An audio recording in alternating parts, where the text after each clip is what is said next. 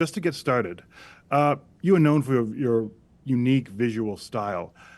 On set, especially for Rebel Moon, how collaborative was the creative process, and did you encourage improvisation, or did you try to stick with the script with such an epic movie? Yeah, I think the problem, not a problem, but the challenge on a movie like this and what keeps you kind of on point with the script is that on a giant visual effects extravaganza like this,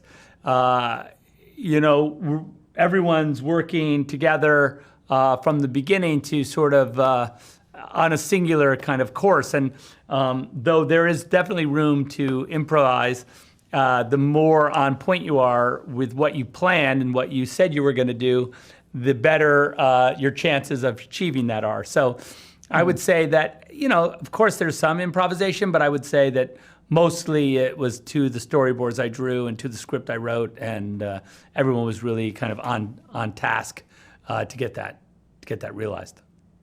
Awesome. Now, science fiction, much like horror, often reflects the kind of social and economic troubles of the time. Mm-hmm. Without spoiling anything, were there any deeper messages or deeper meanings or allegories within Rebel Moon's story? I think that what you'll discover is that even in our attempt to make the movie live in its own universe and sort of occupy its own political and economic completely fictional world, there is definitely, I feel like, depending on the point of view of the person watching it, I feel like you could superimpose many of the conflicts that we face in our modern world over the top of this and see exactly what you need to see, hopefully, to get some sort of catharsis from it. But I don't know. There's nothing specifically that we were going for, that's for sure. The movie took too long to make.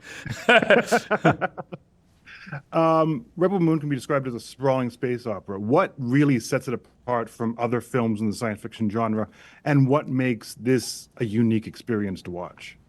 Well, I think on one hand, it is it's an original sort of completely new IP that doesn't really owe itself to books or any other kind of existing sort of universe.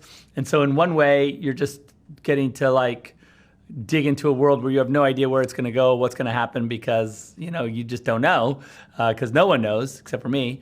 And then I think on the other hand, it definitely is unique in that it doesn't, even though it's a massive spectacle, it really relies in the end on these characters and this kind of very intimate relationship that they have with each other and with the village to kind of counterpoint the insanity of the scale that the story sometimes reaches for. Awesome. Now, just to quickly wrap up, what inspired you kind of to create and make this universe a reality? Yeah, it's a thing. I feel like on one hand, I think when you see the director's cuts at the end of the summer, what you'll see is that because they're so sort of violently over the top and sort of sexually charged and or a lot of the stuff that I couldn't do in the PG-13, I do think that those versions of the movie do also allow the movie to have a bit of, I don't want to call it satire, but definitely it's more sort of sci-fi self-reflection, because the sort of over-the-top nature of the violence and the over-the-top nature of the movie is a little less earnest because of its insanity. And I think that to me represents a little bit more of my current sort of perspective on science fiction and on sort of the genre. In its insanity, it becomes more deconstructivist rather than, I'd say, the PG-13 versions feel a little more earnest because the sort of extremes of violence and sexuality are removed, and so you end up sort of with this middle layer, which is awesome, but it's just a little less, like I say, self-reflexive. So I think by the time the director's cuts comes out, you'll get a chance to sort of, I think, see a little bit more of the why of the entire thing that I was kind of going for. Awesome. Thank you so much for your time. Cheers. Thank you, brother.